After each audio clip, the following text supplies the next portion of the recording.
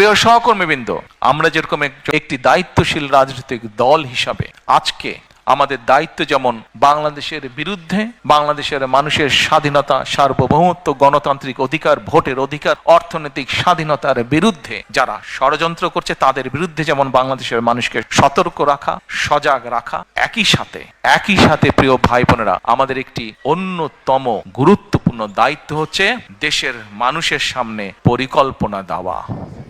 আমাদের মধ্যে অনেকেই বক্তব্যে বলেন আমরা এই স্বপ্ন দেখছি, আমরা সেই স্বপ্ন দেখছি। আমি ভাই স্বপ্নের মধ্যে নাই, আমি কোনো স্বপ্নের মধ্যে নেই। আমরা আছি পরিকল্পনার মধ্যে। আমরা পরিকল্পনা করব, আমরা পরিকল্পনা বাস্তবায়ন করব। আমরা কোনো স্বপ্নের মধ্যে থাকতে চাই না। স্বপ্ন দেখতে দেখতে দেশ থেকে প্রতি বছর $16 বিলিয়ন পাচার হয়ে গিয়েছে। স্বপ্ন দেখতে দেখতে দেশের অর্থনৈতিক অবস্থা, দেশের শিক্ষা ব্যবস্থা, দেশের কৃষি ব্যবস্থা, দেশের রাস্তাঘাট, দেশের আইন আদালত, আইন শৃঙ্খলা সবকিছু ভেঙে চুরমার হয়ে গিয়েছে।